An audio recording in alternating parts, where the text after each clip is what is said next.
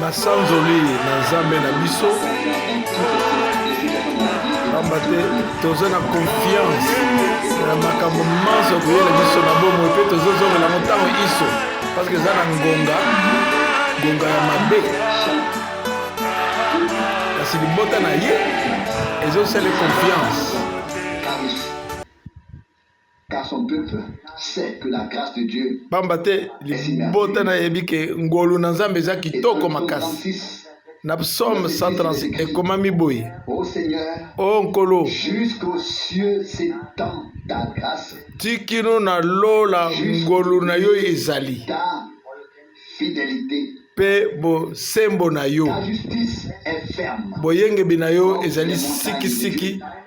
Tes jugements masambisi na yo ezali vaste. Secours les hommes et les bêtes. Oyaka kosonga bato pe na banyama. O nkolo, est précieux. Nini yango ya mutuya. Quelle est précieuse ta grâce, au Dieu. Ngolu na yo. En sorte que les enfants des hommes esalete refuge bato na bato bamona libomba mikati na yo. se délecte. Bamiyoke sengo.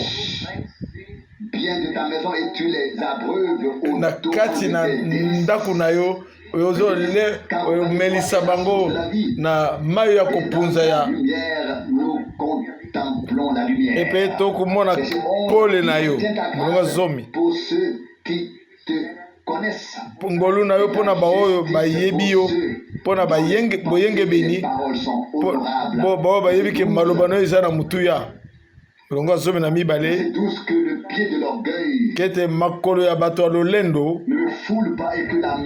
ekoki konyata te mpe lokolo na masumu na nko mpe mokolo ezali bakobetama mpe bakotelema te. Psaume 37 mulongo na yambo, kozala na kanda te na bato bazangi Nzambe,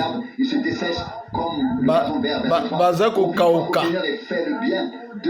zuka nde kolo ye osalaka malamu mpona na bonzambe na yo wana kolo akopesa yo kolandisa posa na yo. Senga na nkolo atia kati na yo confiance na ye epe akosala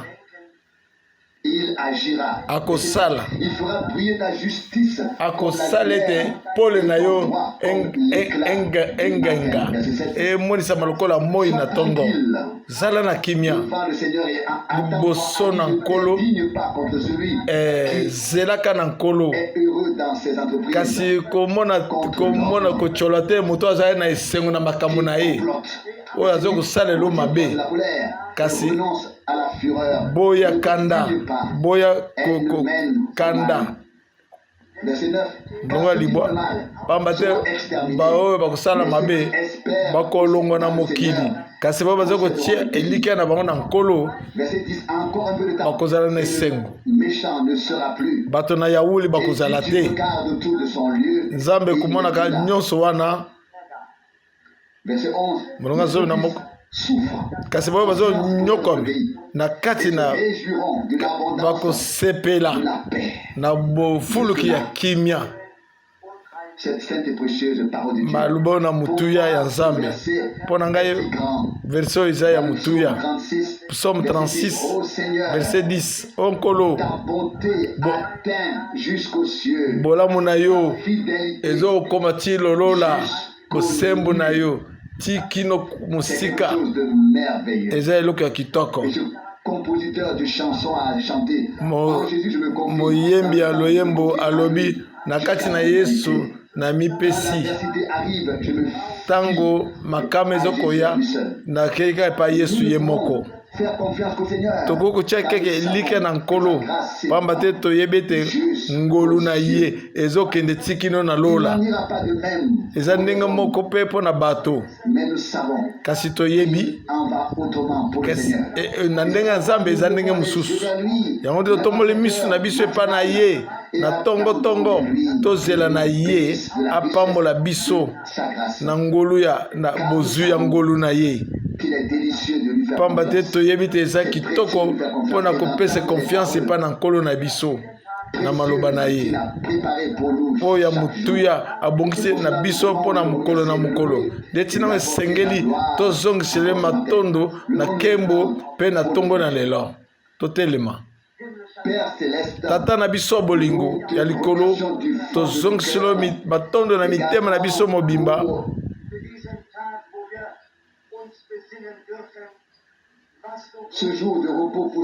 mokolo oyo ya bopemi oyo tosengeli tobanza na makambo minene yo osali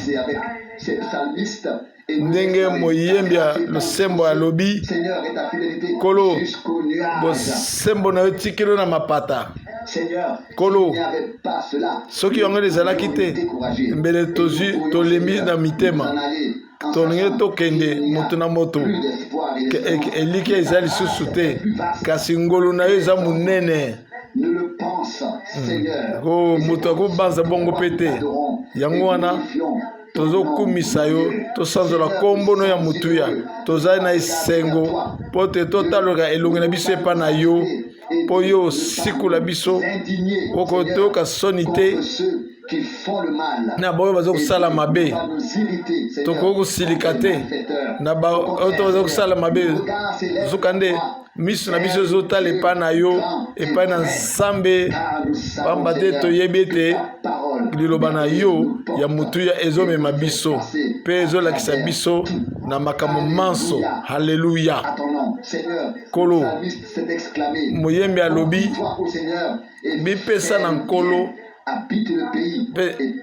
mpe salela mobimba na bolamu na Nzambe tolingi gonga nyonso komikaba na yo kolo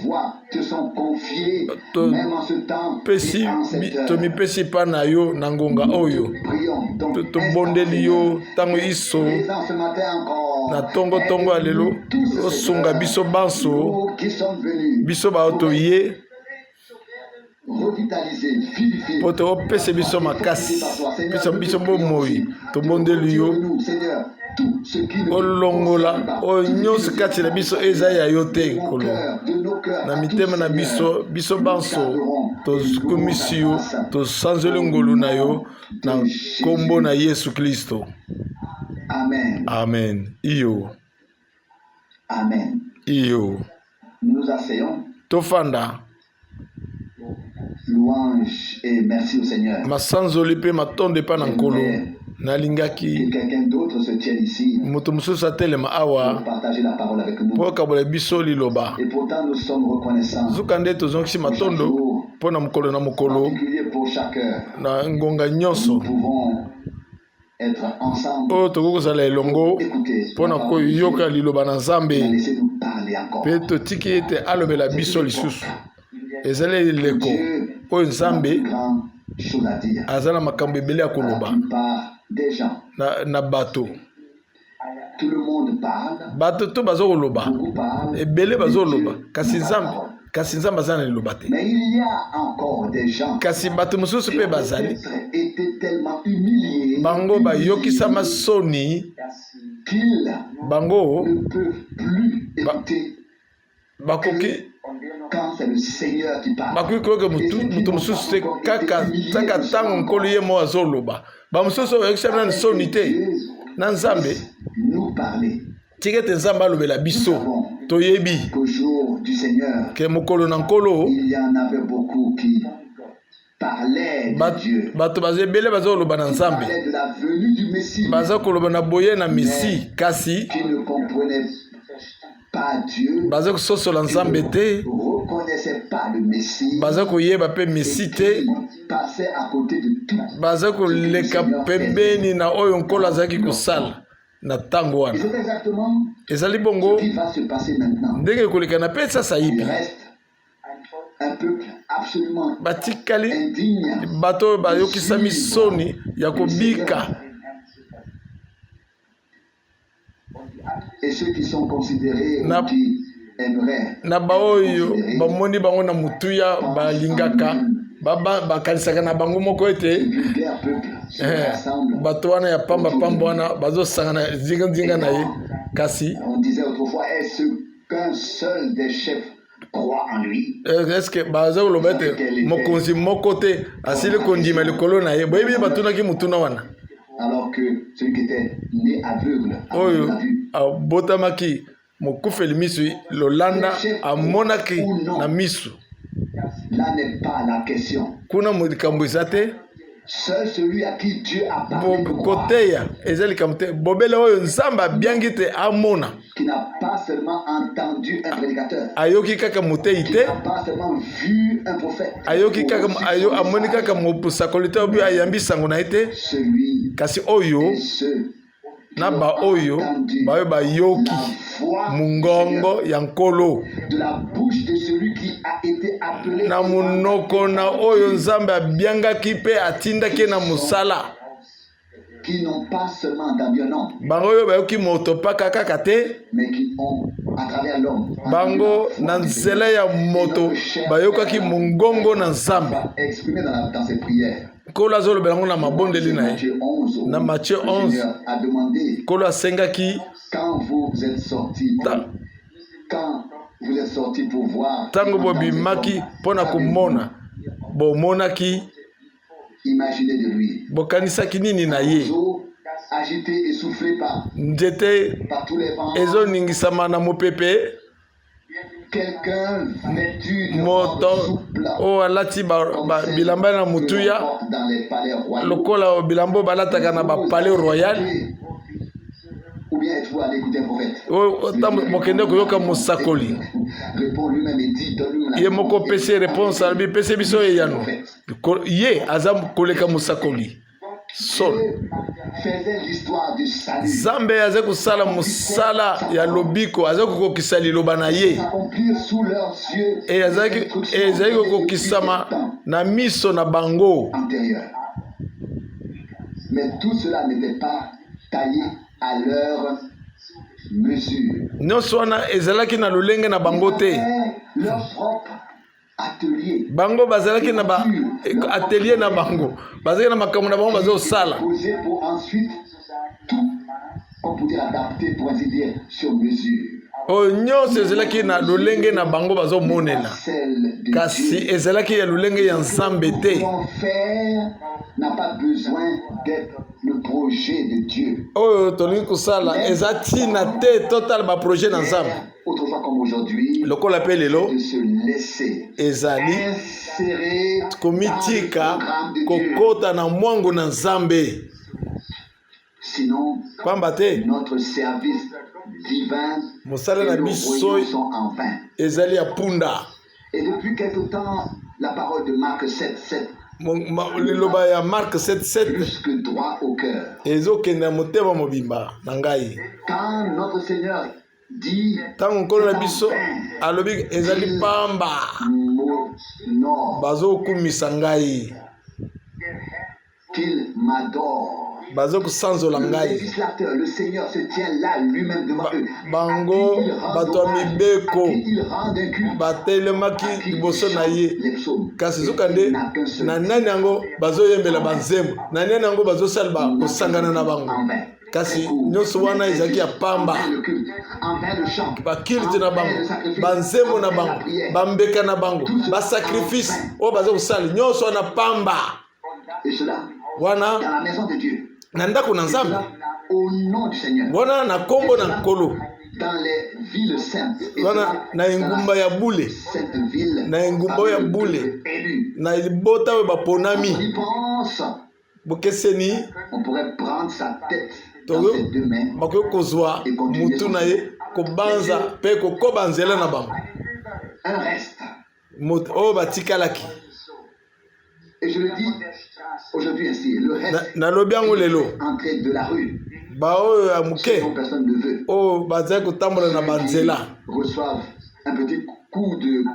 oyo bazokozwa maloba moke bato oyo babengana bato oyo ya ntina te oyo tomoni yango na Matthieu 22 te atindaka bato na ye bokende bato oyo babiangaki mpo te baye na feti ya libala bayaka te kasi ezaki eloko moko bokeseni leur paraissait très clair. oyo ezalaki polele oyo bango bayebisaka bango Comment devait-il se sentir? ndenge nini J'allais presque dire, nalingi naloba comment est-ce qu'il a dû se sentir dans sa peau? Mais il était ici dans la chair. ndenge nini alingaki koyoka likambo ngo kasi azalaki mpe na kati ya nzoto Et sang. na makila mpe ezalaki na Les mai invités ne sont pas venus bato oyo abiangaki bayaki te renvoyer ceux qui avaient lancé l'invitation. bongo baoyo atindelaki bango invitation batikalaki na baexcuse ebele Bidon. ya mabe Mais ils sont restés dehors. kasi batikala libanda nkolo Ce qui s'est écrit, littéralement, s'est mis en colère. Il s'est asilikaki mis en colère. asilikaki nkolo Parce yesu que les invités mpo bate ont babiangami répondu à bayanolaki cette te invitation. na ebiangami wana Alors, à ses serviteurs, allez dans les rues, alobi na bayekoli ne près mosusu des haies, bokende na et des balabala clôtures. bisika ya bato bazali bobianga bato oyo tu bokomonana ezala bato na yauli ezala babola bongo sala mobimba etondaki Gloire nkembo na nkolo pleine. ezalaki Mais tous ceux nyonso wana qui sont partis, sortis sous Moïse, sont restés dans le désert. oyo nyonso to bazalaki na se na mose batikalaki na moi Qui naquit, na esika na bango fut circoncise sous Josué, et c'est là que bazali kokangama kaka na Josue l'opprobre égyptien leur a été enlevé. Donc, et où l'alliance avec Dieu a été confirmée. mpona boyokani na bango na nzambe etatolamaki bango nyonso batikalaki na matei na bango À quoi servait alors bongo ntina nini à quoi servait alors de se référer à Moïse?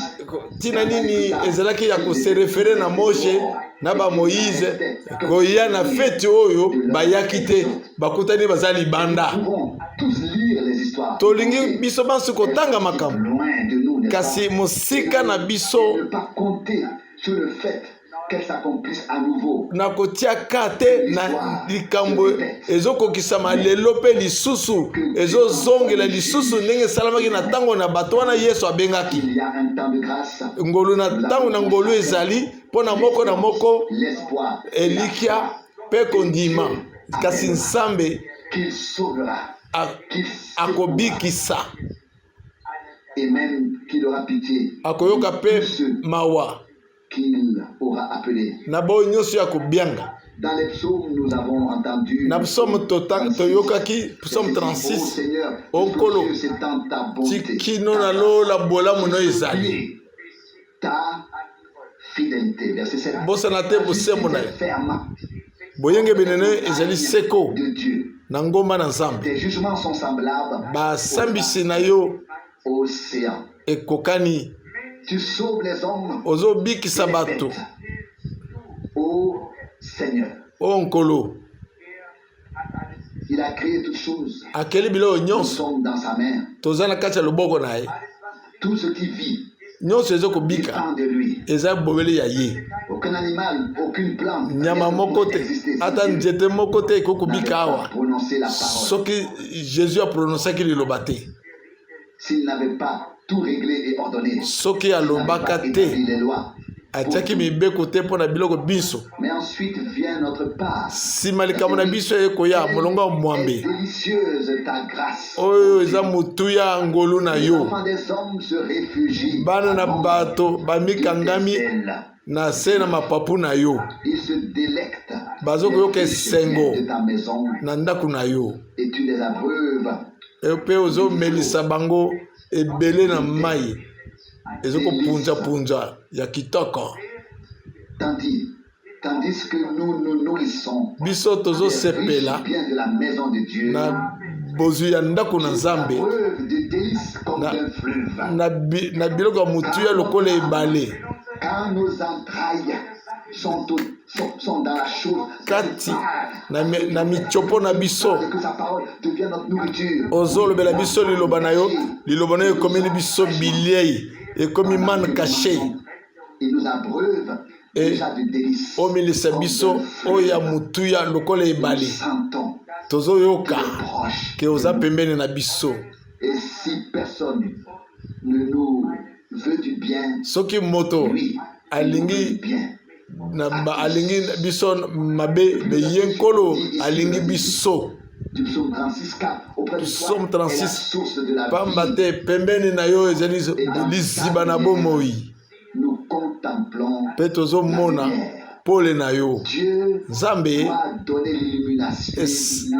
l'illumination. esengela pesa biso bomoni ya solso Voit la lumière de sa mpo parole. tomona pole ya liloba na ye La lampe à notre mpo pied. ekoma mwinda na makolo na ye Ce n'est pas biso. le fait d'en parler Eza likambo ya koloba te qui peut nous aider, oyo ekoki kosunga biso, mais la chose réelle, elle, kasi eloko ya motuya yango moko nde c'est elle qui peut nous aider. yango nde ekoki kosunga biso. De personnes qui pensent avoir la lumière Bato bazobanza kozwa pole marchent dans les ténèbres. mpe bazotambola na molili. C'est ce qu'écrit Jean.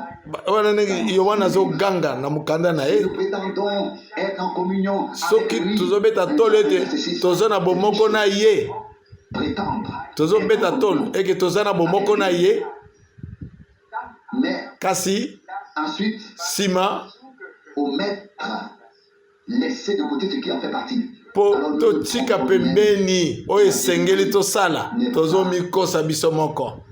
à nous. Aza kati na biso Si te. nous sommes en communion Soki avec lui, toza na bomoko na ye, nous sommes en communion les uns. wana toza pe na bomoko na baninga mosusu. Alors, Boye nde dernière partie du verset s'accomplit. eteni na suka ekokisami. De son fils Jésus, Makila ya mwana na ye moko epetola biso na masumu. mais là où la communion est maintenue, Kasi wapi boyokani ezali, c'est là que Dieu se manifeste. wana nde Nzambe pe azomitalisa. C'est là qu'il y a la réconciliation. Nde boyokani eza wana Le salut. na lobiko. Verset 11 Na mulongo azomi na moko du psaume 36. Verset 11. Conserve ta grâce à ceux qui te connaissent. Alléluia. bomba ngolu na yo na baoyo bayebi yo. Haleluya. Grâce pour ceux Bomba qui te connaissent. ngolu na yo na baoyo bayebi yo. Haleluya. Le Seigneur s'adresse à un groupe. Nkolo Verset 23. azolobela na nkulupa Connaît pas. na yebi bino te. Et si l'on relie ainsi les deux, Soki tosangisi mibale s'arrondit et devient très clair. oyo tolobi ekomi Il y polele. a des gens Bato qui bazali ont entendu parler du Seigneur, bayoki koloba na mais nkolo qui ne l'ont pas rencontré personnellement. kasi bakutani na ye Ils n'ont te, pas appris à le connaître. bayebi koyeba ye Il y a te, suffisamment de gens bayokeli koyeba ye te. qui Bato ont baza ebele entendu bongo, parler de bato bayoki ye, peut-être d'autres de moi, mais ce n'est Ntango mosusu na ngai, qu'après avoir eu une rencontre kasi personnelle avec ezali dont on a entendu nsima na parler, koyikutana na Nzambe ye une moko, rencontre avec nde celui qu'on a wana entendu parler, oku- qu'on le connaît, nde wana nde oyebi ye, à quoi il ressemble. nde boyeba nini yango azali okoki koloba. Ceci était sa voix, il a dit ceci. Boye et cela. mongongo na ye Faut ezalaki mongongo, rencontrer une personne. esengeli kokutana na mutu wana Je le connais. mpe olobi te na yebi ye. Et la même chose s'applique Eza à nous ndenge moko mpe na biso mpe avec le Seigneur. na nkolo On ne connaît encore personne. toyebi mutu À te lui dire, en ayant entendu parler de lui, il faut na, l'avoir na rencontré. koyoka lisolo na ye me esengeli kokutana na Il ye, faut esengeli avoir reçu sa parole. koyamba liloba na ye. Au verset 11, Na mulongo azomi na moko 36, Psaume 36, conserve ta grâce pour bomba ceux qui te connaissent. ngolu na yo na baoyo bayebi yo. Et la parole du Seigneur est bien connue en Israël. Liloba eyebani na Israel. Car qu'est-ce que c'était? Nini yango? Cela me devient grand. Sanda oyo ekomi D'abord, Dieu eut les prophètes. liboso Nzambe na Tout musakoli. Israël. Israeli mobimba Il résumait ce qu'il avait à dire. azaki koloba oyo ye alingi koloba, Résumait ce qu'il avait à dire. aza koloba na mokuse oyo aza koloba Dans l'arche de l'alliance, na boyokani se na rassembla autour de l'arche de bota l'alliance. bana na ye baza kosangana na zingazinga na sanduku na mibeko. Lorsqu'Israël Tant- traversa le Jourdain, Ntango Israeli azokatisa Jourdain, Josué dit au peuple, Josué dans Josué 3, na Josué 3 l'arche de verset l'alliance du 11, Seigneur de toute la terre sanduku marchera devant na vous. mibeko ya mokili mobimba, L'alliance n'avait bo pas une sanduku jambe. na mibeko ezalaki na makolo te mpo na koetambola, kasi banganga Nzambe bazalaki À la parole oyo bandimaki de liloba l'alliance. na bazalaki komema sanduku na mibeko. Et quelqu'un pourrait dire, eh Moto bien, akoki la koloba parole Lilo- avait été écrite, liloba ekomamaki était devenue au fond une lettre. ekomaki lokola mukanda. Vrai d'un côté, mais ne l'oublions pas. Kasi tobosana te. La parole de Dieu doit avoir été écrite. Liloba ekomamaki. Elle n'en devient pas pour autant une lettre morte. Ekokoma mukanda te ekufa. Qui a été rendu vivant lui-même par l'Esprit de Dieu. Pona oyo ekomisamaki na bomoi na muzela molimo. Quiconque l'a saisi. Oyo nyonso akosimba yango bongo aussi dans la foi. na kondima. Lorsque le Jourdain vit l'arche. Tango Jourdain emonaki sanduku ya mobeko ezalaki na liloba na Nzambe. Que lui restait-il à faire? Esalaki nini? Il ne recula pas devant la boîte. Azongaki sima. La parole de Dieu Tout-Puissant. Liboso na liloba na Nzambe na nguya. Oyo eza komona. Encore lu hier dans le sermon de frère Branham. Lobi natangaki na sermon ya ndeko Branham. Na liloba momboto na ebandeli. Phrase magnifique. Liloba kitoko eza kuna. N'aura pas peur de vous. Zabolo akubanga yo te. Kasi akubanga. Na liloba na Nzambe eza kati na yo. Amen. Bien là que réside wana nde l'essentiel. Oyo ya mutu ya ezofanda. Oyo ezali. Nous ne pouvons pas nous contenter de dire Satan, maintenant nous allons te rencontrer. Toki kubeta lisolo te tasi pito kukutana nayo. Tika ngai na koma. Nous venons au nom du Seigneur. Soki toye na kombo na nkolo. La parole de notre Dieu. Na liloba na Nzambe na biso. Il doit s'incliner Na sengeli ya kitisa mutu tikino na kotambola na se metambe na nkolo na biso. Puisque c'est la parole. Pa mate effort ya mukete kosala mate po ezali liloba na nkolo. Conserve ta grâce pour ceux Bomba. Ngolo na yo pona bawe ba yebi yo. Qu'il a fait grâce. Zamba sali ngolo. Qui connaissent le Seigneur. Na bawe ba yebi nkolo. Kolandisa na liloba yolobake na Moshe. Exode 33 verset 19. Je fais grâce à qui je fais grâce. Na sali ngolo na we na kosala ngolo. Et miséricorde à qui je fais miséricorde. Mawa na we na kosala bosawa. Et ta justice. Boyenge beni na yo na bato. Droit. Na bo sembo. Psaume 36 verset 11. Psaume 36 verset 11. Ne négligera rien. Nzambe qui peut servir à notre bénédiction. Akota lelo kopamba te. Kasi manquera de tout ce qu'il a résolu. Akozanga mopona akozanga te na oyo se bongisi pona bango. Du Seigneur. Alobi tolobi lobi bon plaisir na Nzambe epa na biso. Eza koponama. Eza mbianga ya kobima. Bilonka na Nzambe apesi na Biblia. Uta ebandeli. Et nous avons déjà souvent considéré Abraham. Tolubi ango kotalela likambo na Abraham. Le Seigneur l'a pris au milieu d'un peuple. Kolo azwe katikati na mabota. Dieu. Du côté du fleuve Euphrate. Ayebise kende na ngambo ya fleuve Euphrate. Ne s'est pas du tout adressé à son père. Alobile na tata na ete. Occupé de son frère. Ataleli ndeko na ete. Non. Et j'ai dit aujourd'hui dans ma prière au Seigneur. Na lobile na malombo onkolo. Je n'en veux pas. Mais il y a des gens. Bato bayi na ngai te kasi bato bazali. Tourner ton visage. Oh, obaluse elongi na baba. Olobeli bango. Il y en a d'autres à qui ba mususu olobeli bango te, opesi bango ngolo na te. Ou que tu n'as pas regardé. Oh, mususu tali bango te. Vous diriez, est-ce là le genre de Dieu? Vous savez, bomoni le même Dieu. Nzambe moko moko wana. Le 7e commandement. Ah oui, na 7e commandement. Okoboma te. Que Josué devait passer dans la terre promise. Tango Josué aleki na mabele na elaka. Ce que tu as dit qu'il devait exterminer tout ce qui s'y trouve. Nzambe moko wana alobaki na yeke ofo oboma batutu okomona ezala bana oyo nyonso okomona. Le même Dieu. Nzambe moko moko wana. Il ne suffit pas d'avoir la lettre. Esengeli te kozalaka na mukanda. De s'y attarder. Okangama na yango, okangama na yango. De Dieu. Oh. Ce que Dieu a l'intention de faire. Oh, Nzambe aza na posa kosala. Il le fait. Akosala yango. Et si vous lisez dans l'Ancien Testament. Ce que otangi malamu na Ancien Testament. Depuis le début. Uta ebandeli. Que Dieu lui-même a donné des ordonnances. Nzambe yekuta pesi mitindo. Et il a dit, Alobi, Exode 21 verset 24. Exode 21 verset 24.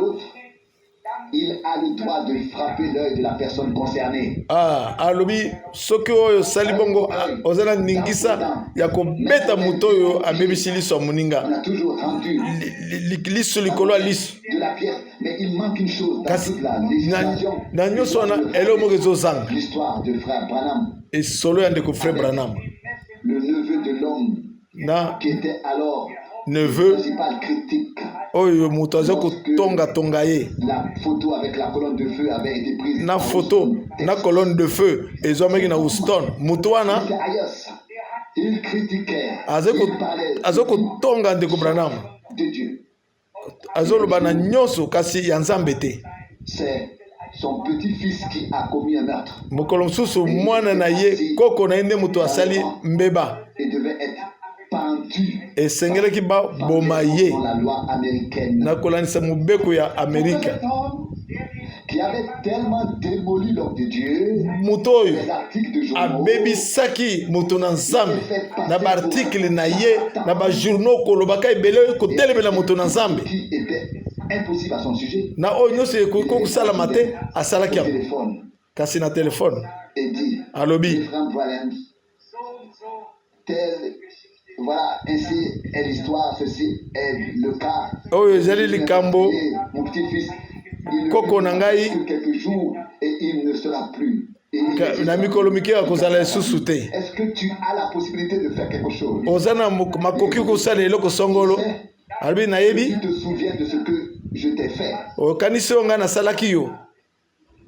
Frère Branham répond alors, Ndeko Branham alobi te je ne m'en souviens plus.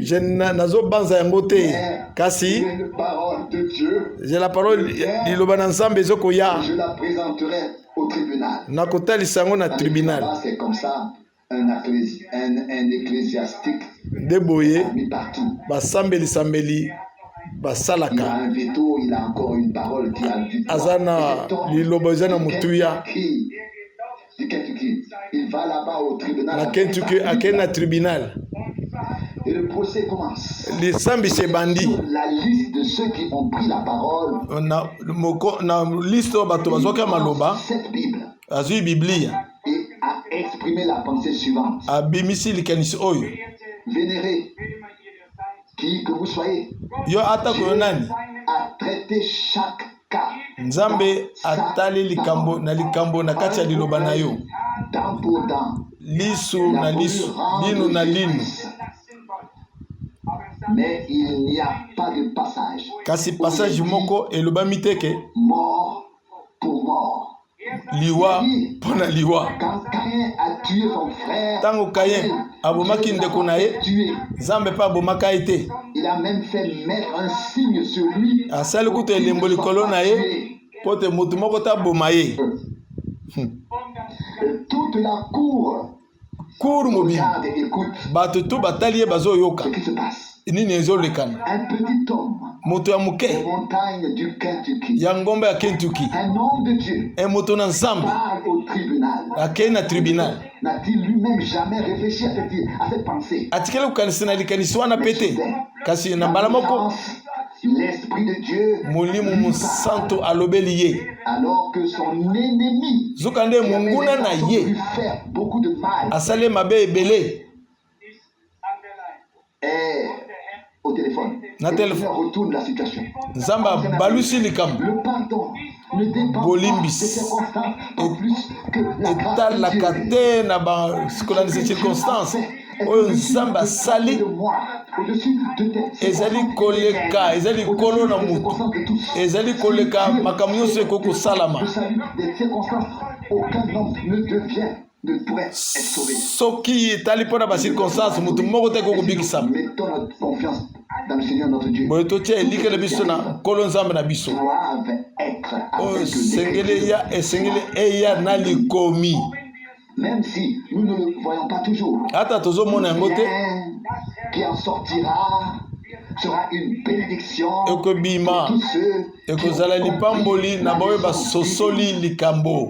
Et nous l'avons déjà dit ici tosi tolobango awa lorsque le temps fut accompli. ntango ngonge beti nkolo Fut livré entre les mains des pécheurs akoningisa kati na maboko na basumuki et Pierre eza Petelo qui fut inquiet. nde moto azaki na mawa Matthieu 16, verset 22. abi na Matthieu 7 Cela ne verset t'arrive pas. oyo wana eyela yo te C'était une coupe amère. ezali Il devait boire. keni ya bololo Ce n'est pas un simple gant. oyo esengeli amela Gorgé, mais il l'a bu jusqu'à la amelaki ndambu te amelaki ti suka La coupe la plus amère qu'un homme ait jamais ekeni eu à boire. oyo ya bololo oyo moto atikele komela ngo na mokili oyo te Il est possible que ce kasi coupe passe loin de moi. soki tata na ngai soki ekoki kosimba ete kenya oyo eleka kasi elekaki te amelaka yango Côté de lui, Dieu aurait alors passé au-dessus de toi. Et nzambe alingaki koleka liboso no mpe na ngai mpe lisusu moi aussi.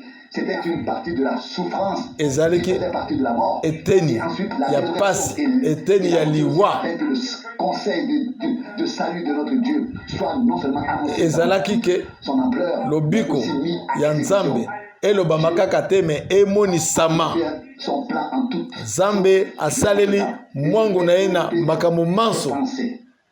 Dieu nzambe a fait pousser un arbre étrange dans le jardin d'Éden. abimisi nzete L'arbre du bien nzete ya du malamu mal. mpe ya mabe Et les hommes bato en ont mangé. bato baliaki yango Et qu'est-ce que c'était? nini yango La mort liwa installée. liwa ekotaki Et un mélange bosangisi s'est répandu. bosangisi epanzani epalangani biso Nous banso l'admettons ou non, toza wana nous sommes tozali un sacré mélange.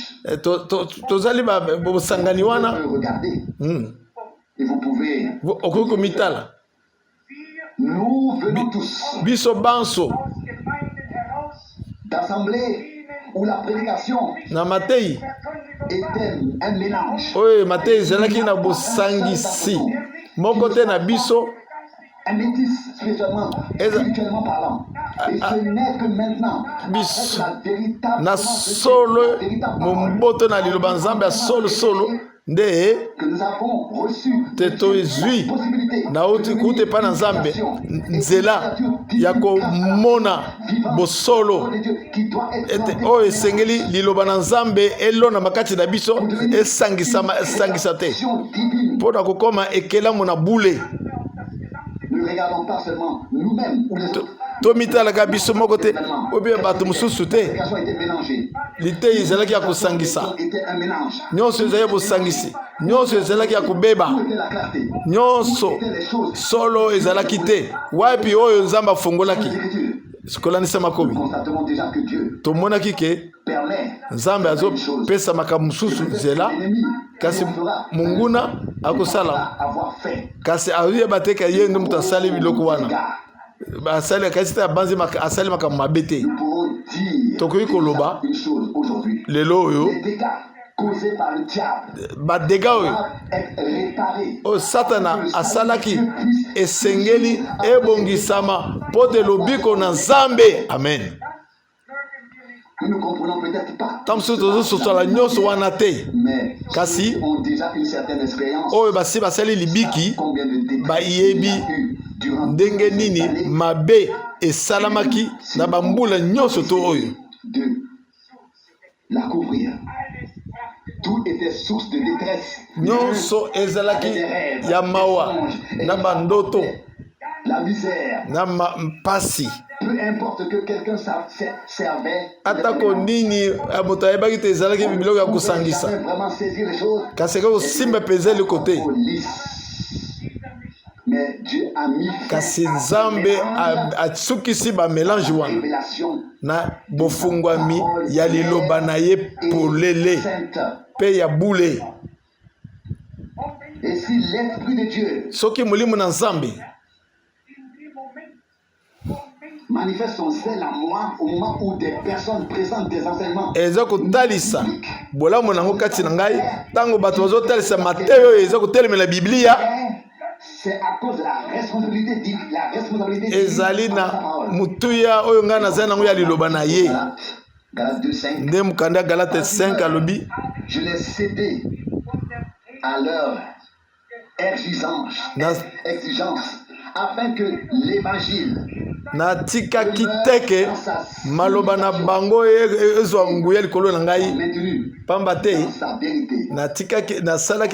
natikaki yango teke natikaki sango malamu ezwa esika na yango. La prédication doit aussi être appliquée. Lelo pe lite esengeli pe salama na makambo manso Pas passer à côté. biso pe tokende mosika na ngo te À l'examen de la nyonso esengeli eleka na examen ya liloba. Si cela ne peut pas résister à l'épreuve de la parole, Soki yango ekoki kotelema na epreuve ya liloba na Nzambe te tokoki kosoutenir yango te. nous avons certainement aussi compris. Tososoli malamu C'est ete déjà trop tard. ese esili Pour nous occuper koleka encore de nous qui viennent de nous.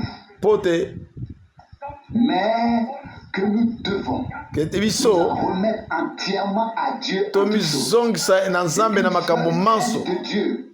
Et qu'une telle crainte de Dieu bobangi vienne dans l'église. na Nzambe ezongela na eklezia na nkolo Yesu À tel point que personne n'oserait dire ou faire quoi que ce soit. na lolenge te motu moko te akoki kosala eloko ata moko te. Tenir en présence de Dieu. Chaque fois que nous faisons quelque chose, Ntango nyonso tozosala eloko faisons quelque chose, tozoloba eloko une réaction dans notre vie, quelle qu'elle soit, réaction na bomoi na biso à se poser devrait être la suivante. Seigneur, esengeli ezala boye nkolo comment agirais-je ndenge nini nakoki kosala si tu te tenais ici en ce moment? soki ozalaki awa sasa liboso na ngai ndenge nasala Quelle nini serait ma réaction? na ndenge nasala nini nkolo soki otelemi liboso na ngai De l'époque où les croyants oyo na ntango oyo bandimi baza komituna na likanisi nyonso na phrase nyonso oyo eza kolobama liboso na Nzambe il fléchissait les genoux. baza kofukama bazobi na nkolo Et sois miséricordieux. nkolo ezala mawa na ngai. Qu'en est-il aujourd'hui? Lelo oyo likambo nini ezali bolingo na Nzambe ezali pa bato te na kobosana te mokolo oyo nasolola na muyuda alors que j'étais sur le point de descendre nazaki nakita na Sodome namoni Biblia na loboko aye pa na ngai amoni Biblia aye pa na ngai aye pa na ngai tosololi na ye toyambani pizoli ye bimie na miso atangi liloba ya profete Miche na nzela ezoloba Et quand il a cité cette parole du prophète Miche, bibish ntango atangi likambo ya profete Miche et j'ai pensé, bon, je ne dirai rien à ce sujet. Il l'a fait et a dit, c'est maintenant le temps où les paroles des prophètes s'accomplissent. Tango oyo nde maloba na ba prophète ezokokisama. Tala oyo komami na Miche 7. Les larmes me sont venues aussi à moi. Wana maya miso bimi na ngai pe. Nous sommes serrés l'un contre l'autre dans les bras et nous sommes toyambani savez-vous que pendant ce temps, à la fin des jours, boyebi makambo nyonso na suka ne sont plus valables. Tozali susu na mutuya te. Mais que la parole prophétique doit être accomplie. Bobele liloba na lisakoli nde sengele kokisama. Ce qui pouvait être géré pendant tous ces jours. Oyo bakokoloba. Par exemple ici aussi cette phrase. Alobi phrase oyo awa. Verset 5. Na mulonga mitano na sambo. L'un des versets il est écrit. Kuna balobi Miche 7 verset 6. Le fils méprise le père. Pombe mwana azochola tata. Je ne me souviens pas d'avoir dit un seul mot négatif à mon père. Natikala koloba lobi mabete et pas tata na ngai. Bomo elanga mobimba. Pona ngai. Il était la personne la plus respectée dans la maison. Azaki moto moko esengeli kozana limieme na ndako. Tout l'environnement. Na bisika bibiso moto moko azaki lokola ye te mpo na ngai oyo nyonso toyo aza kosala ngai mpo na ngai ezaki na motema na ngai naza kolinga papa na ngai mpo na nini ye asali boye mpo amoni likambo boye bokeseni te moto oyo 70 ans, de 70 ans, aux cheveux blancs, a dit na misuki ya pembe alobi na koloba tango yako liloba ya basakoli esengeli kokisama Je l'ai lu plus tard et une ligne Na dit Matthieu, et na un Michée. verset dit ainsi, une phrase, le fils désobéit au père. Bana bazo Jusque-là, on disait, kozanga botosi na batata. Exode 20, verset 12. Honore ton Exode. père et ta mère, afin que tu To sois sa tata na yo na mama na yo. Mais maintenant, en Comme ça, okoumele na mokili. à ce que Dieu a dit s'accomplisse. Oyo nzambe alobi ezokokisama. Et que voulez-vous que je vous dise? Bolingi na yebisa bino On se tait. tokanga to kolo Prononcer la parole otatoli liloba na yo a une vue d'ensemble oza na bomoi mobimba qui devait arriver. oyebi nini esengeli eya mpe olobi na yambo Pas le changer. na olingi kobongola yango te. Sainte est ta volonté. Bokano na yo Faut pouvoir se plier esengeli kofukama na volonté na nzambe de rébellion intérieure. kasi botomboke na kati na mitema Le répète. nazozongela yango toza na eleko na lisakoli bilembo nyonso tu Autrement, esalami kokesene na oyo ekoki kozala liboso na nzambe te pamba te ezali lisakoli na biblia s'accomplit. ezokokisama Ici, awa dans Josué 24, Josué 24 qui est la parole que nous avons déjà examinée. oyo ezali liloba tosili kotala yango ekomami Josué 24, verset 2. Josué 24 verset 2 alobi na mabota nyonso oyo boye ekolo alobi Dieu d'Israël. nzambe na Israel Vos pères habitaient autrefois de l'autre côté du fleuve de l'Euphrate. akofandisa batata na biso baza kofanda na ngambo kuna na ebale ya Efrate. Abraham et de Nahor. Abraham azalaki na Nakor Dieu. aza kobokumisa banzambe mosusu J'ai donc fait sortir na bimisi votre père tata na bino Abraham na mboka wana de l'autre côté na ngambo wana mosusu ya Efrate et je l'ai fait errer dans tout le pays de Canaan. et puis natambwisie na mboka nyonso tu ya Kana avoir donné Isaac. nsima na kopesa ye Isaac. C'est qui l'a fait sortir? Nani abimisaki nani yango ye abengaki s'est révélé à lui. nani yango amifongoli mpa na ye Il n'est pas parti parce que d'autres sont partis. ye akendeki te mpo bato mosusu bakendeki te mpo mosusu bakepe te ye ayandimaki na apele oyo nzambe apesi Pas parce que d'autres marchent. tozotambola te mpo bamosusu bazotambola tozoloba mpe mpo bamosusu bazosala te Il nous a appelés. mpo nkolo ye nde moto abiangi biso Il nous a fait sortir. abimisi biso Il nous a fait sortir. ye nde moto abimisisi biso Servi d'autres dieux. Et baza kosalela banzambe mosusu sasa ipi il pouvait servir. Il y avait la grâce. akoki kosalela Le vrai Dieu. ngolu na ngolu ya nzambe asolo oyo ya bobele moko À Isaac, je fis naître Jacob et Ésaü. na Isaac nabotaki Jacob na Et Esaü je donnais à Ésaü na Esaü la montagne de Séir, na en Esaü propriété napesi ye Jacob, ngomba na et Seir dire en Égypte. mais Étrangement, Dieu a donné la montagne de Séir à Ésaü. nzambe apesi ngomba na Seir na Esaü oyo azalaki na projet moko te na ye Il a pu se sédentariser, fonder des villes. afandi kuna asali mboka na ye S'étendre. Jacob, avec qui il avait des projets. kasi Jacob Il a fait descendre en Égypte. oyo azalaki ne na mwangu Quand on lit toute l'histoire, akitisa ye na mboka na Ejipitu soki otali makambo nyonso to wana okoki mituna choisir les chemins les plus mpo na nini oponi nzela ya pasi mpo na libota na yo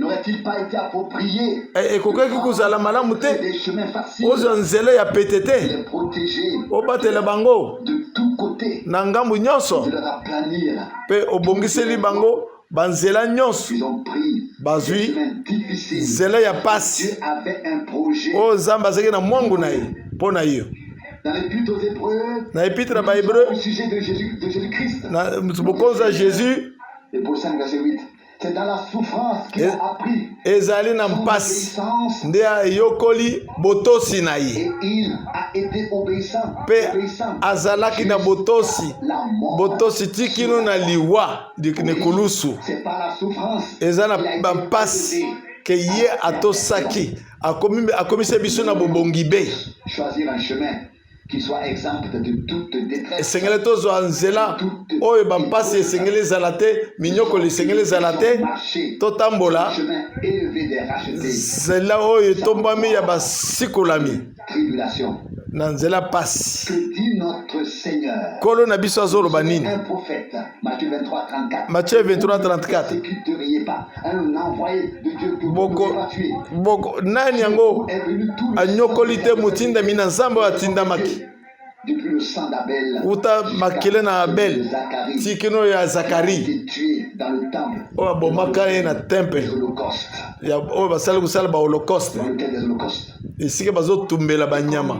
Frère Branham Ndeko l'a Branham mentionné alobi dans yango une des prédications. na moko na matoi, Journaliste alobi allemand, un journaliste allemand il a écrit un livre agressif et akomi ridiculisé mukanda mukanda mpona kochola nzambe na lola na koloba kete croiser les bras akoki kokanga maboko ye lokola nzambe en regardant les prophètes, na kumonaka baprofete les chrétiens tués, mpe na bakretien au lion, bazoboma bango, bazobwakela bango bankosi mpe na makambo nyonso ebele ebele akomaki ridiculisé. alingaki nde aridiculize nzambe ya lola.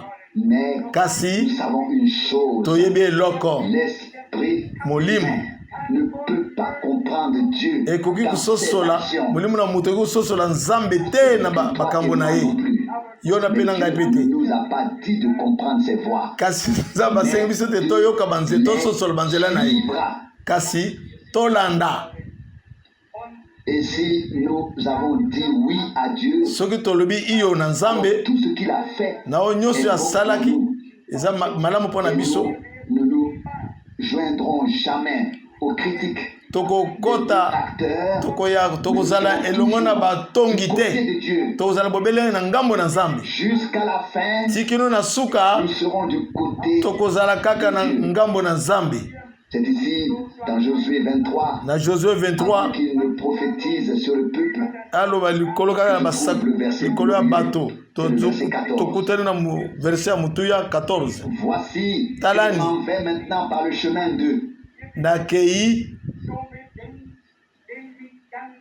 de toutes les choses terrestres. na nzela ya biloko nyonso ya Tout mokili votre cœur et na toute votre âme. motema na bino Que de na toutes les elimu na bino bénédictions na bilaka nyonso tu ya mapamboli oyo nzambe asali sujet. na litina na Pas biso une seule ata n'est moko restée te etikali kokokisama sans te effet. Non, te toutes sont nyonso accomplies ekokisami pour vous. mpo na bino. Aucune n'est restée Eloko moko te etikali sans ete s'accomplir. ekokisama te. Cela n'a pas été dit et écrit seulement pour ce temps. Yango ekomami kaka mpo na ngonga wana te, mpo na ntango na Josue te, kasi ekomami mpo na ntango iso tikino na ntango na biso oyo Vivons. oyo tozobika. Aucune des promesses divines, Prophétie moko te, des moko te, prophéties bibliques prophétie ya Biblia ne sera restée. ekotikala bongo te sanke ekokisama nyonso ekokokisama En temps voulu na ngonga oyo nzambe ameko alingi que Dieu a promis une oyo nzambe alaki restauration, ekotikala kaka kokokisama esengeli salama l'appel à sortir a été lancé. lokola mbele ya bobima elobamaki esengeli esila Avant que l'autre puisse se produire. liboso ete nzambe Un plan mystérieux. aza na mwangu na ye, Personne n'a été son conseiller. moto moko te azali kopesa etoli, Et personne n'a besoin d'établir moto une moko feuille pe de te route. akoki mpe kosalela feuille de route. Dieu Nzambe a déjà fait ce plan asi asali mwangu na ye akosalela yango pour la gloire mpo na lukumu, de son nom. mpo na lukumu na kombo na ye. Il veillera lui-même à ce que nos cœurs akosenzela ye mei mpo te mitema na biso epetolama. C'est vrai, na nyonso tradition et coutume na bakutime na bisangisa sanctifié abulisa biso na liloba na bosolo mpe molimo na nzambe oyo afongoli biso pour avoir ensuite une moisson esengeli pure, ebuka je ne veux pas anticiper sur nalingi ce qui kokende doit liboso être te écrit. na oyo esengeli L'a déjà ekomama été. pamba te oyo esi ekomami nde ezali kasi Permettez-moi d'insister. tika ngai nabeta sete ndeko Branham alobi L'implication que la pluie de l'arrière-saison kende mbula ya n'est suka pas encore tombée. ekwei nanu te. Alors nous le croyons. C'est vrai, tondimi yango Et qu'aucun d'entre nous moko na biso te peut faire la pluie. akoki kosala mbula, Nous le croyons aussi. biso tondimi yango mpe Dieu nzambe crée des nuages d'orage na kati na mapata na ye et c'est lui qui fait venir des ye nde averses mutu sur la akokweyisa terre. mbula na mabele. Zacharie 10 verset 1. Zacharie 10 verset Il y a 1 des années, esala bino bambula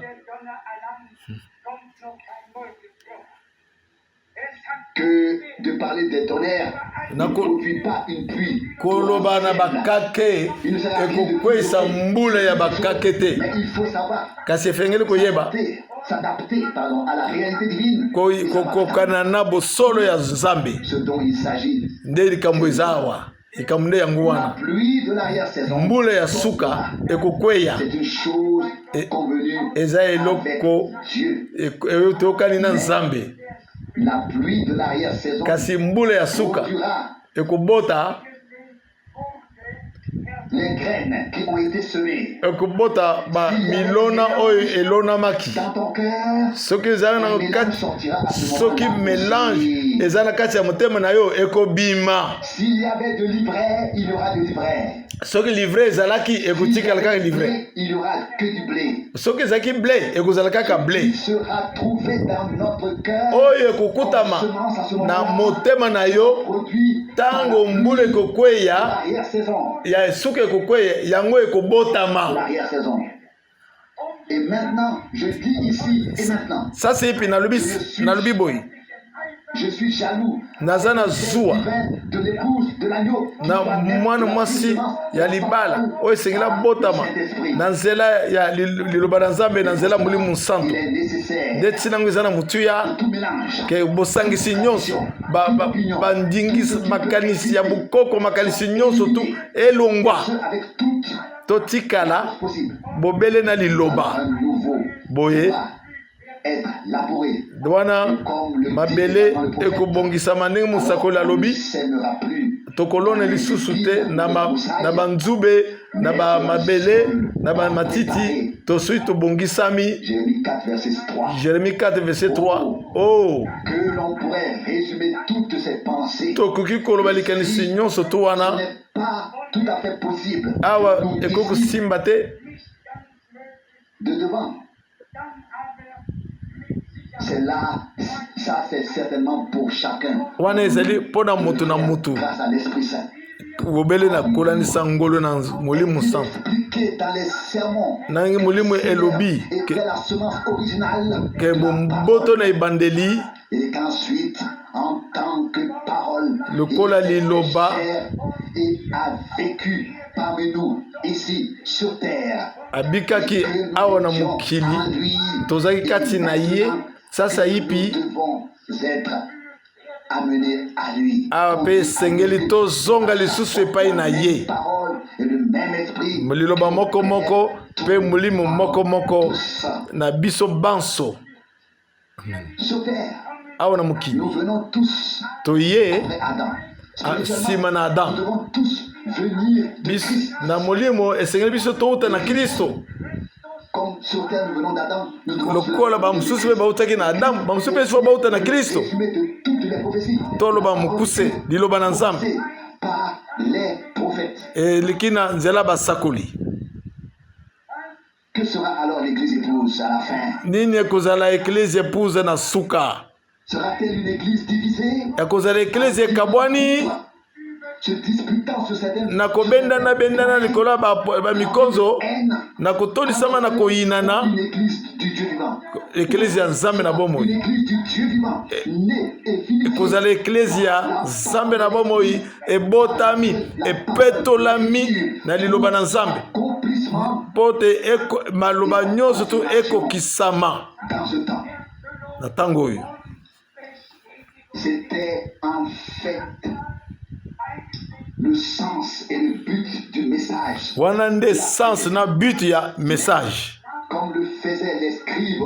lokola bascribe baza kosala yango baza kobendana na bamikonzo mosusu bazo limboli makanisi na bango liloba efongami na Nzambe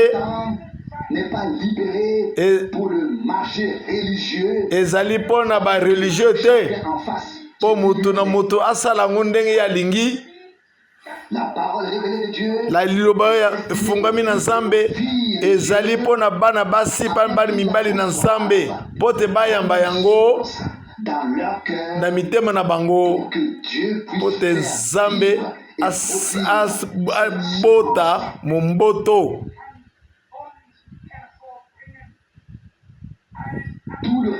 Oyo etikali ezali bobele masano.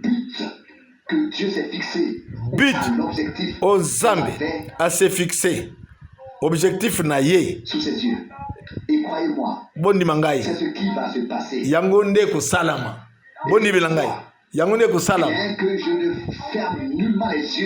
atako nakanga miso na makambo ezoleka na sikoyo kasi matoi na ngai ekufa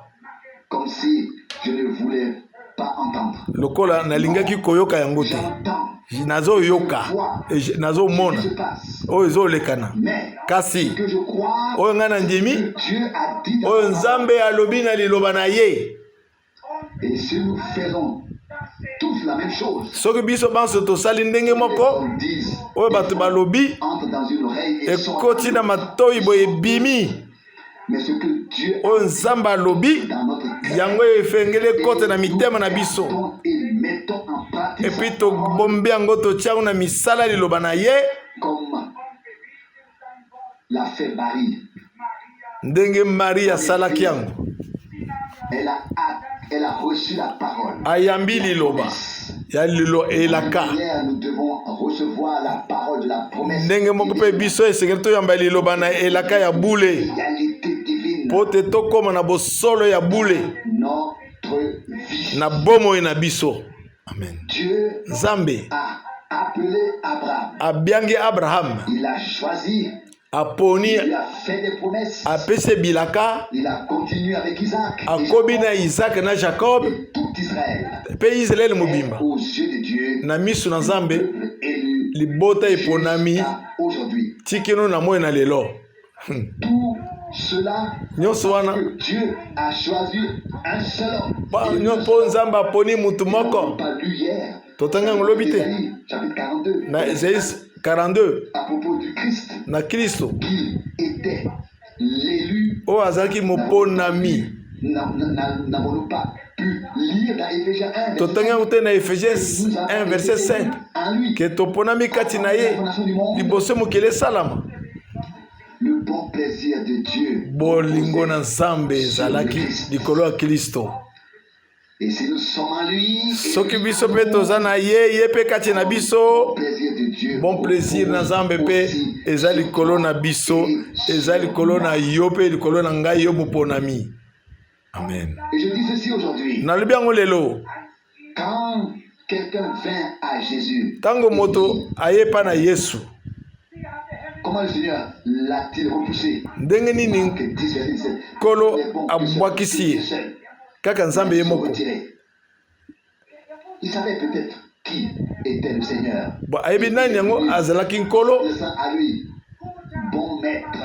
Aye kumu malamu. Le congédie en disant le ko asemboli akoloba nani azabo Nzambe ye moko nde aza malamu. Il nous arrive d'établir des critères et la kabiso to tia ba critères à qui on ne pourrait pas seulement s'adresser na bato toko kupesa ta mbote te o toko loba te très bon te. Il n'aurait aucune objection, n'est-ce pas? Et loko moko ya malamu eza te. Ce n'est pas ainsi. Eza bongo te. Les choses se passent avec notre Dieu. Na Nzambe na biso eza bongo te. Lui vient le cœur coupé. Oyo akopusa na pembeni na Nzambe akoya motema ne tutani. Ke biso tokoki te koloba na ye. Qui s'occuperait de nous ye aurait pitié de nous. Akoyoka na biso mawa. Mais kasi Dieu Nzambe fait. asali Nous en sommes reconnaissants. tozongisi matondo. epa na ye mpe Et nous en sommes reconnaissants. toza reconnaissant nango. Les autres, Tara et Nahor, sont restés assis. bamosusu batikeleka bongo. Dieu le Seigneur ne s'était pas adressé à eux pour eux. Il n'y a aucune promesse. alobelaki bango te bazaki na elaka ata moko te bazaki na mongo moko te ya nzambe. Nous remarquons ce que l'élection porte. tomoni eloko élection ezomema kati na biso. Ne signifie pas appartenir à une association. ezali te ke tokangama na association. signifie être appelé par Dieu. ezali kobiangama na nzambe ye moko. Être mis en route avec une promesse divine le but kotiama na nzela na elaka na nzambe. là où il n'y avait rien à croire esika là où rien n'était eloko ya kondima ezalaki te encore possible mpe lisusu d'espérer nous aussi par la grâce de notre biso mpe na ngolu na nzambe parce que nous sommes la semence d'Abraham toza momboto na abrahamu comme lui lokola ye tobiangami na nzambe. cela aussi je peux le croire wana mpe nakokondima yango na kondima na motema na nga mobimba. de bien à moi nzambe asali ebele ya malamu na kati na nga. quand j'y pense ntango nazobanza yango nazokanisa comme maintenant en Norvège lokola esika na Norvège où le soleil se couche à epai minuit moi ekufaka na minuit que les gens ne veulent pas dormir bato balingi tout de suite kolala te après une réunion. nsima na Alors bokutani na appelez, réunion on dit, frère Franck, babengi ya ndeko Frank raconte-nous betela biso ce lisolo que Dieu a fait oyo nzambe asali ta vie. na bomoi na yo Et ce que je vous dis, oyo ngai nayebisi bino ce qui est rassemblé là ferait effectivement un petit livre.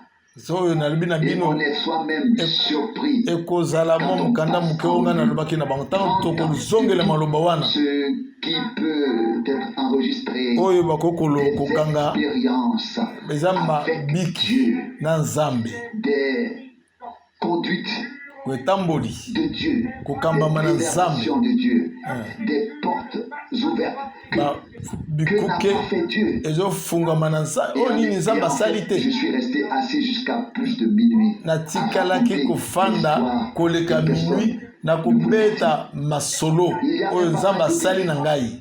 Venez, je vais raconter ce que Dieu a fait de grand. nakoyebisa bino oyo nzambe asali ya minene. Quand les gens y réfléchissent, ntango bato bazobanza et dit Seigneur, balobi ye nkolo fais-moi voir un jour talisa ngai mokolo moko tu as fait. oyo osali Oh, kati je na vous le ngai. dis, nayebisi bino il se passe quelque chose. eloko moko Et pas ekolekana seulement des histoires, mais de vraies expériences. masolo ya pampamba te me mabiki ya Des solo na choses nzambe qui tiendront devant le jugement oyo du ekosimbama Seigneur. liboso na lisambisi na nkolo. Quelque chose de eloko merveilleux. ya motuya Qu'est-ce que Dieu a fait oyo nzambe dans ta vie? nini nzambe asali na bomoi na Fait ye dans toutes nos vies. oyo asali na bomoi na biso Le nyonso. compositeur chante Moko- contre mo- le bien que Dieu t'a fait. moyembi ezoyemba tanga bolabo nzambe asali na bomoi na yo Sur ta route, na compte. nzela na yo. tanga yango okomona ntango À okobanda en parler aux autres, okobanda kobeta lisolo na à baninga l'écrire. ata Et kokoma puis, yango même les frères et sœurs ont dit, ata bandeko mibali mpe basi pourquoi balobi n'écris-tu pas tout cela? mpo na nini ozokoma nyonso wana te. Ce serait un renforcement de la foi pour beaucoup. Et Alors, Kozala- je n'ai plus que répondre, frères et sœurs. ekozala J'attends que Dieu kokolisa kondima en fasse encore plus. yanoli ke nalingi te nzambe asala Mais koleka. nous n'avons plus besoin d'écrire. toza na Car posa ce ya que kokoma Dieu va lisusu faire te maintenant pamba sera te peut-être encore plus grand oyo nzambe et plus akosala glorieux sa se par rapport à mpe ce qu'il a ekozala na déjà motuya koleka oyo asili fait. kosala Il a déjà fait. koleka oyo asili Lorsque nous kosala. chantons Seigneur, ntango tozoyemba nkolo tu as fait de grandes choses. osali makambo pour nous minene mpo na ici. biso awa. Alors c'est vrai. eza Ce solo ne sont pas seulement des mots. ezali maloba pamba te ezali nzambe ezali nsima ya maloba nyonso oyo asali. makambo nyonso oyo asali nzambe aza nsima na maloba na ye. Que les préservations et les conduites de Dieu, en plus bokambami de toutes les révélations de la parole, bofungami et ya de maloba l'esprit nyonso tu au-delà, ya molimo la voix audible du na koyoka Seigneur, mingongo ya que ce soit polele Dieu boye a na fait de nkolo grandes nzambe et asala glorieuses makambo choses. minene Nous nous en réjouissons. tozosepela na yango. Imaginez, Il y a des gens qui se flottent les mains bato quand bazo quelqu'un simba maboko va mal. tango moto aza bazosepela mpe soki moto nzambe abeti ye bango balobi ke bazosepela kasi soki eza bato mosusu nzambe moto abeti ye soki ye bazosala kaka na lolenge ya mabe baza ndenge wana ta mosusu liboso mosusu nsima makanisi na bango kaka. Et nous biso avons aussi constaté tomoni comment les choses se passent ndenge makambo ezolekana na bato oyo na motu ya biso oyo ya pembeni na biso tozali kokamwa te baoyo baza pembeni na biso te ndenge tata na nga aza oloba de la nuque jusqu'au talon on les critique et qu'est-ce que cela a donné du malheur. naza na matongi tikelo na mutu oyo nzambe apesi nini kasi oyo nini ye asali oyo ya mutu eza kaka maloba eza kosungana koéducation te. Ephésiens yango nde likomi ezoloba nani yango nzambe asali mpo na yo. Pas des histoires, mais des expériences réelles. Loba masolote mais mabiki na nzambe. Nous sommes amenés à un changement. To kambami to bongwana na nzambe. Zamba bongola biso. To tambola na nzambe. Une communion avec Dieu. Na bomoko na nzambe. Si je dis cela ici aujourd'hui, soki na lobango lelo awa ezali na bopetete ezali na bokambami ya solo na ngai na nzambe na lolenge mpenza direct oyo etikala kokatana te na bambula ebele bomoko na nzambe. Imaginez que depuis ce jour précis où cet événement, j'ai beaucoup de mal à bokolo oyo likambo elaki ngai nazali na pasi mpona alobela yango kasi. Et parfois je trompe certainement Dieu quand je dis Seigneur. Ta mosusu nakosaka nzambe ntango nazoloba ke nzambe otiki ngai. Et pourtant je sais au plus profond zuka nde nayebi na motema na ngai ke nzambe soki nzambe alongwe pembeni na ngai tokoyoka bozali na ye te.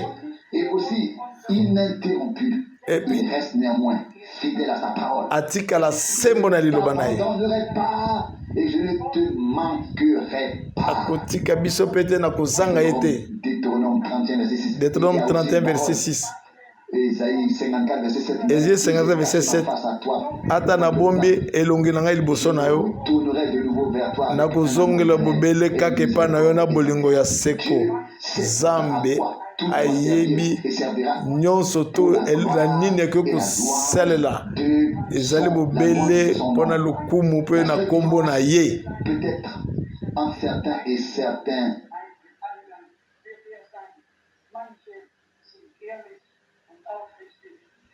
Et certains autres sera celle-ci.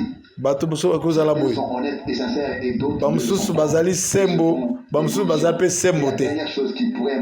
eloko ya suka ekoki koyela ngai nzambe abatela ngai ata na ekolo ya suka nalingi te yango eyela ngai komi na mibanzabanza. soki naza na posa ke nakumisa ye soki nayoki ete mwa mpasi ezali nakobelela kapa na ye. kasi nalobaka ntango iso likambo na bato bandeko alobi ndeko je ne sais pas grande chose, mais je peux imaginer certaines choses par lesquelles tu dois passer. Na yebi makambo ebele te kasi nako kobanza makambo mosusu okoki koleka na tuni ye ndenge nini okomi otelemi ti lelo na ezongisile yano mutu moko azosimba ngai. Je sais nager. Nayebi je monte et je descends avec les vagues. Nayebi kumata nayebi kokita kasi nacholaka te. C'est ça la différence. Parfois on est à la merci des vagues. Tamsusu mipepe makase kokoya tokoki kokanga yango te tokoki kobongola yango te toza lokola Jonas On coule, jeté par-dessus bord. ekoki kubwaka biso Le déluge. po Il est ata maintenant immergé. tokoki kodinda Ce qui se passe. kasi nzambe azomona eloko Il ezoleka y a toujours une issue, même si on est jeté par-dessus mpo na bord. nzambe ata Les gens tobwakami ne s'y attendent pas. bato bazokomizelisa na yango te me kasi nzambe ya Moshe ya Jonas nzambe na ngai eza mpe nzambe na yo Appelé à sortir, abyangi biso mpo tobima aponi biso mpe asepesi biso bilaka nous ferons ces promesses epui tokomona bilaka yango kokokisama na ngolu par la grâce. na ngolu Je souhaite natombeli bino biso banso tozala tolendisama na kondima na biso nous fassions po désormais te encore toke plus. kosala uta lelo koleka na nkolo na biso ndenge asili kosala na biso lelo Il est notre Dieu. azali nzambe na biso Ce qui lui plaît, akosala oyo c'est alingi juste ezala dans malamu ce qu'il fait. na oyo nyonso aza kosala C'est juste dans ce qu'il fait. pamba te azali sembo mpe moyengebeni totelema Père Céleste, tata na biso ya likolo je te remercie de tout cœur nazongisilo matondo ta sainte na et motema na précieuse parole. mpo na lilobo na motuya Dieu fidèle, nzambe ya sembo comme je l'ai lu dans le livre juif, ndenge natangi na mokanda tous les bayuda priants, tous ceux qui prient, oyo issus de la nyonso postérité sokongala d'Abraham, ezali libota na abraham lorsqu'ils se sont présentés devant ta face, ntango bamitelisi liboso na yo ils ont fait mention de ce que tu as fait basali oyo osalaki les jours d'Abraham. uta mokolo na abraham Ils ont rappelé que tu l'avais choisi. balobaki yo opolaki bango Ils ont porté devant toi dans leur prière bamemi liboso na yo na mabolombo na bango que tu as. makambo minene oyo okokisi kati na libota na yo Te les ont fait connaître. mpe balakisi yo yango Dieu, o nzambe fidèle Seigneur, sembo nkolo lorsque nous parcourons aujourd'hui l'Ancien et le Nouveau ntango Testament, tozotambola na kotala ancien na nouveau testament tozomona bilembo ya maboko na yo epambolami ton action, opambola mosala na tes yo paroles, maloba na yo ton travail, ta mosala na yo miséricorde, kati ton na amour, bolingo na yo ta sollicitude. bozala na yo ya malamu bosungi na Nous yo voyons tout. tozomona Dans le ciel, nyonso non pas dans une réserve, mais comme un souvenir. Nous nous y accrochons. tokangami na yango tolobi nzambe asembo Tu es toujours le même aujourd'hui. ozali ndenge moko lelo La cause de ton peuple ntina libota na yo est confiée. epesami na yo Non, devant ta sainte ndenge wana face. tozoya liboso na yo ya bule Fais maintenant pour nous sala mpo na biso fais oyo osali pour ton peuple. ntango mosusu wana mpo na libota na yo La sortie d'Égypte, bobimi na le Ejipito retour de Babylone, na bozongi na Babilone la préservation, la conservation, kobomba la bango sollicitude, kozala na le bango soutien. kosunga bango Seigneur, nous pourrions énumérer beaucoup de kolo choses. tokoki kotanga ebele na makambo Maître, tu es également, sembo nkumu tu as également fait de grandes et osali glorieuses choses makambo dans le Nouveau minene Testament na boyokani na sika en tant que ressuscité. lokola oyo asekwe omitalisi na bomoi epai bayekoli na yo pendant 40 jours mpe 40 nuit olobeli bango na bokonzi na nzambe opesi bango mitindo opesi bango mitindo na mikumba na nzela molimo santo haleluya oza ndenge moko amen.